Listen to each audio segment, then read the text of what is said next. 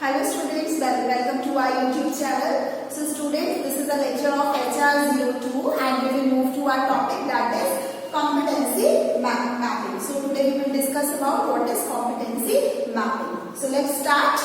The competency mapping identifies an individual's strengths and weaknesses. What is it? We are mapping an individual. What kind of strengths and weaknesses an individual or a particular employee have.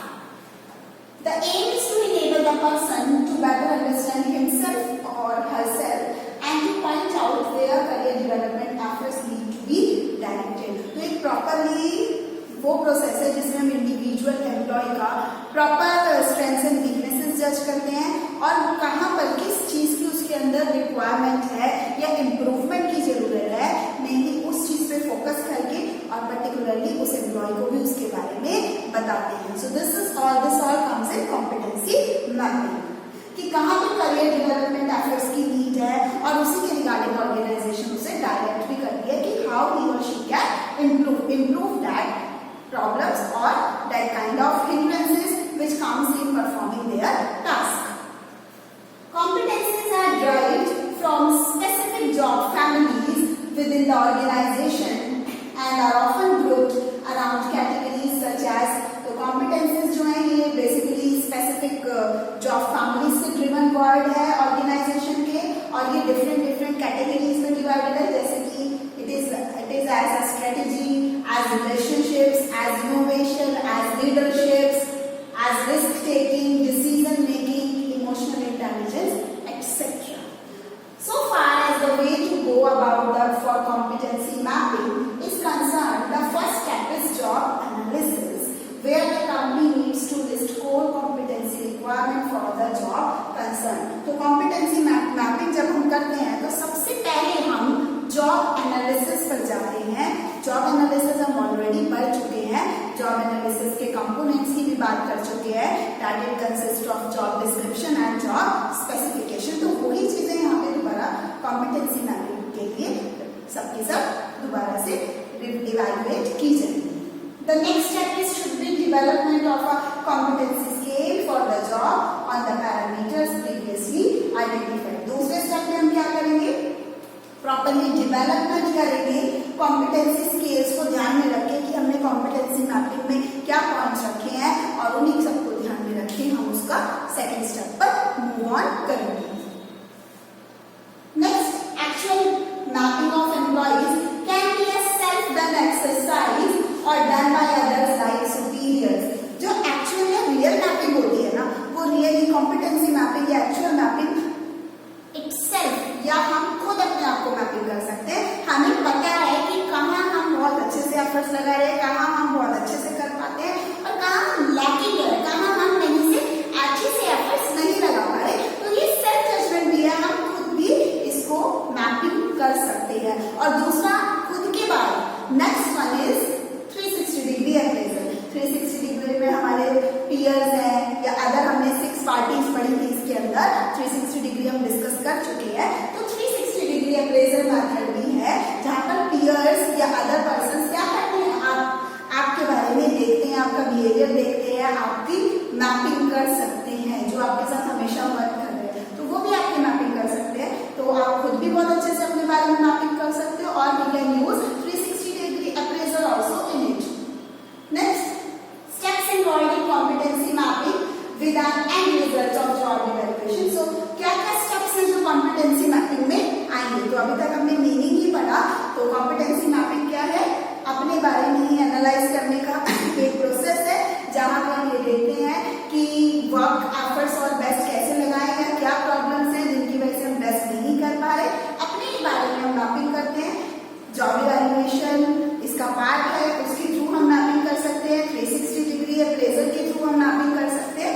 और अब हम पढ़ेंगे steps under competency mapping. So first is conduct a job analysis by asking incumbents to complete a. सबसे पहले हमें क्या करना है? सबसे पहला हमारा जो प्रोसेस स्टेप है that is to conduct a job analysis. Job analysis conduct करें और जब हम जॉब एनालिसिस कंडक्ट करेंगे तो उससे हमें बहुत सारी चीजें पता चलेंगी.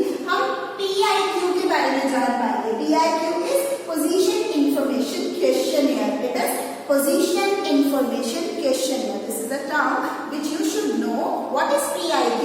It is Position Information Questionnaire. It is under job analysis. The PIQ can be provided for incumbents to complete, or you can conduct one-on-one interviews using PIQ as a guide. तो PIQ क्या है? Position information एक questionnaire format में है जिसके through हम information collect करते हैं पर्टिकुलर कैंडिडेट्स की. हम सीधा सीधा भी कर सकते हैं, इंटरव्यू के थ्रू भी कर सकते हैं. The primary goal is to gather from incumbents what they feel are the key behaviours necessary to perform their respective job. और पीआईक्यूज मेनली बनाने का प्राइमरी एम यही है कि उस इंक्यूबेंट्स मींस कैंडिडेट्स का के बारे में सारी इंफॉर्मेशन कलेक्ट करना और ये भी देखना कि वो किस तरीके का फील कर रहे हैं, किस तरीके का बिहेवियर नेसेसरी है फॉर परफॉर्मिंग अ पर्टिकुलर और रिस्पेक्टिव जॉब. तो पीआईक्यू के थ्रू हम ये देख सकते हैं.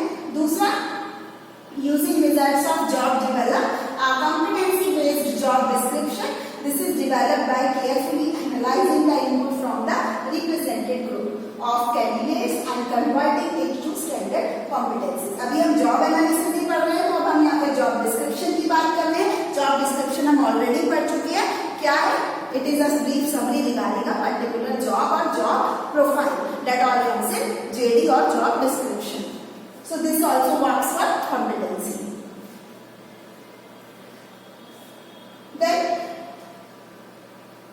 taking the competency mapping one step further, you can use the results of your evaluation to identify in what competencies individuals need additional development or training. तो जब हम competency mapping कर ही रहे हैं, job evaluation भी कर रहे हैं, job description की बात कर रहे हैं, job analysis में हम JD and job specification की बात कर रहे हैं, तो लास्ट में अगर हम conclude करें तो competency mapping एक वो step है जिसके अंदर हम पर्टिकुलर रिजल्ट्स को आइडेंटिफाई करते हैं या इवैल्यूएट करते हैं. वो इंडिविजुअल्स की कॉम्पिटेंसीज के ऊपर बेस्ड होती है. इंडिविजुअल्स को किस तरीके से या फर्दर किस तरीके की ट्रेनिंग या इम्प्रूवमेंट की नीड है या वो और कैसे बेस्ट टू बेस्ट कर सकते हैं. So this all comes in competency mapping. So it is a short topic and very interesting topic कि हम अपने ही बारे में मैपिंग कर रहे हैं और हम अपने आप से भी अच्छे से जान रहे हैं कि हमारे अंदर क्या पॉजिटिव्स हैं, क्या और कहाँ हम लैक कर रहे हैं, कहाँ हमें इम्प्रूवमेंट्स की जरूरत है. तो we can also do this all in competency mapping. So next topic which we will discuss today is balanced scorecard. It is balanced scorecard. आज हम पढ़ेंगे नेक्स्ट टॉपिक कॉम्पिटेंसी मैपिंग के बाद balanced scorecard BSc. BSc is balanced scorecard. So, a BSc is a strategy execution tool that at the most basic level helps company. ये एक strategic execution tool है जो companies को various things के लिए help करता है. What are that? First, सबसे पहला किस तरीके से बैलेंस स्कोर कार्ड वर्क करता है? कंपनी की स्ट्रेटेजीज को क्लैरिफाई करने के लिए, प्रॉपरली कम्युनिकेट करने के लिए कि बिजनेस के ऑब्जेक्टिव्स क्या है, बिजनेस को किस तरीके से हमें करना है या बिजनेस में ऑब्जेक्टिव्स या प्रायोरिटीज क्या है. तो सबसे पहला वर्क तो balance scorecard clarify the strategy, ये वर्क करता है. Next is monitor progress. दो वर्क तो मेन इंपॉर्टेंट है, clarify strategy and other one is monitor progress.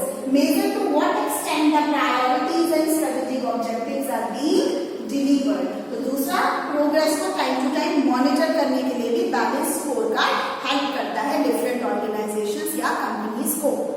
Next, define and manage action plans, ensure activities and initiatives are in place to deliver the priorities and strategic objectives. So mainly strategies clarify करने के लिए, work progress को monitor करने के लिए balance scorecard different organisations या companies use करती हैं. Next, Robert Kaplan and David Norton ने इसको डिफाइन किया BSc को. The balance scorecard is an extremely influential management tool that remains popular with companies around the world. All over world में BSc या balance scorecard technique use हो रही है. At its most basic level, the balance scorecard helps organisation to clarify their strategy and communicate the business top strategic priorities and objectives. तो main काम क्या है? Balance score card का strategies को clarify करना, वर्क या progress को monitor करना और बिजनेस के टॉप स्ट्रेटेजिक प्रायोरिटीज या ऑब्जेक्टिव्स को प्रॉपर्ली कम्युनिकेट करना। तो बैलेंस स्कोर कार्ड क्या कर रहा है? ऑब्जेक्टिव्स क्लैरिफाई करने का वर्क कर रहा है कंपनीज के लिए।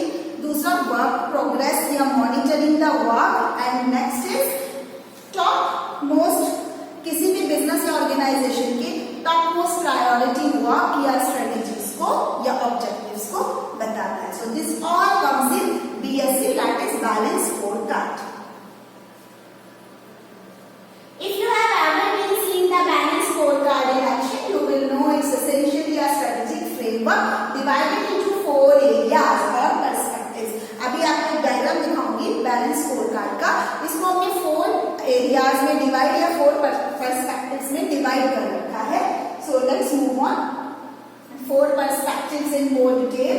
4 पर्सपेक्टिव्स हैं क्या बैलेंस स्कोर कार्ड के? These are the 4 perspectives in balance scorecard। ये BSc का डायग्राम है जिसके अंदर 4 perspectives है, that is perspective, focus, examples। तो हमने इसको 3 पार्ट्स में डिवाइड किया कि वो 4 perspectives है क्या, उनका फोकस किस चीज पर है, और KPIs की परफॉर्मेंस इंडिकेटर्स, इसको भी हम पहले डिफाइन कर चुके। तो पहला पर्सपेक्टिव है फाइनेंशियल। बैलेंस स्कोर कार्ड का पहला पर्सपेक्टिव है फाइनेंशियल। इसका मेन फोकस फाइनेंशियल परफॉर्मेंस से होगा और इसका KPI क्या होगा? ROI and operating margin.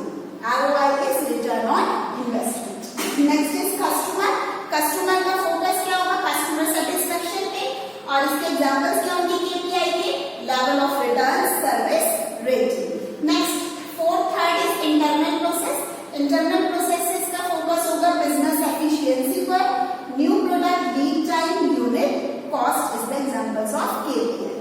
Next, fourth perspective is organizational capacity. Organizational capacity का focus रहेगा knowledge and innovation पर, और साथ ही साथ employee retention, flow of and NPD ideas. So these are the KPIs, these focus। और ये वो 4 या 4 perspectives हैं बैलेंस स्कोर कार्ड के। मेन 4 पर्सपेक्टिव्स होते हैं बैलेंस स्कोर कार्ड के। Number 1 is financial, second is customer, third is internal processes and fourth is organisational capacity.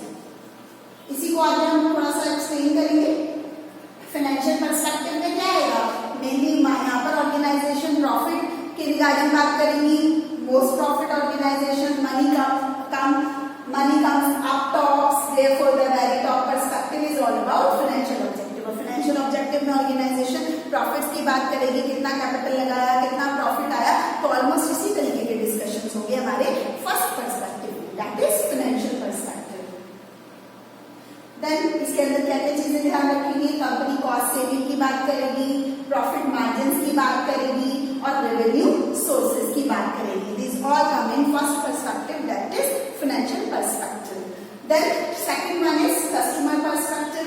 अब यहाँ पे कस्टमर पर्सपेक्टिव में क्या आएगा? मेन फोकस रहेगा on performance objectives that are related to customers and the market. जैसा नाम है कस्टमर पर्सपेक्टिव में, कंपनी का भी मेन फोकस कस्टमर के ऊपर है और कस्टमर का भी मेन फोकस कंपनी के प्रोडक्ट या कंपनी की सर्विसेज के ऊपर है कि वो कस्टमर सेटिस्फेक्शन कैसे होगा। कस्टमर के पॉइंट ऑफ व्यू भी वो सेटिस्फाई होना चाहिए और कंपनी के पॉइंट ऑफ व्यू भी कस्टमर सेटिस्फाई होना चाहिए। तो this is the second perspective in balance score card. और क्या क्या आएगा कस्टमर पर्सपेक्टिव में? Customer service and satisfaction, next market share, next brand awareness, regarding the company brand awareness. तो ये सारी चीजें आएंगी हमारी कस्टमर पर्सपेक्टिव में। बहुत इजी टॉपिक है और मोस्टली टर्म्स मार्केटिंग या इस टाइप के, जिसमें हम अच्छे से पढ़ के समझ के लिख सकते हैं। Next is the internal process perspective. What is it? What processes do you need to put in place to deliver your customer and finance related objectives? हमें finance और customer related objectives को fulfill करने के लिए क्या करना चाहिए, क्या efforts लगाना चाहिए? That is the main question। और इसका आंसर है here you would set out an internal और operational goals and objectives। तो उन दोनों objectives को fulfill करने के लिए जो question mark आया कि उनको fulfill करने के लिए financial and customer objectives को क्या चीजें required है, तो इस question mark को fulfill करने के लिए हम थर्ड पर्सपेक्टिव पे पहुंचेंगे, that is internal perspective.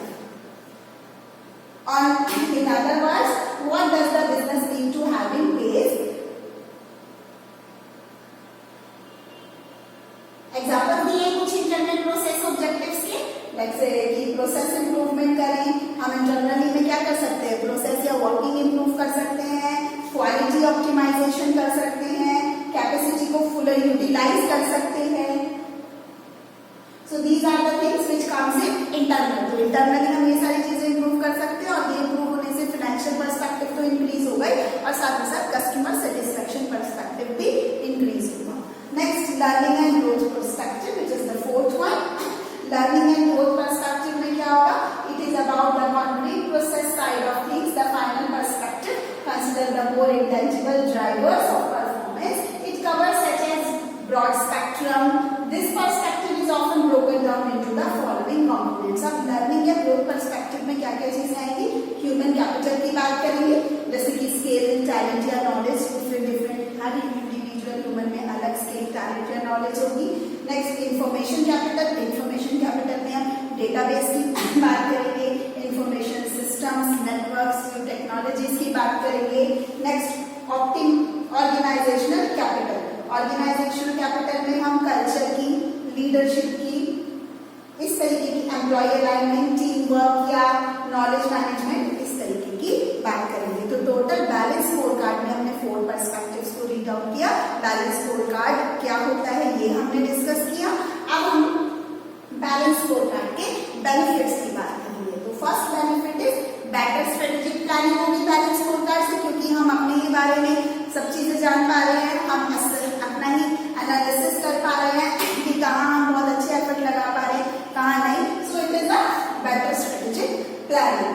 Next improve strategy communication and execution. Balance scorecard के थ्रू हम इम्प्रूव कर सकते हैं स्ट्रेटेजी कम्युनिकेशन एंड एग्जीक्यूशन. हमको 4 पर्सपेक्टिव्स को ध्यान में रख के इस चीज पर वर्क कर सकते हैं.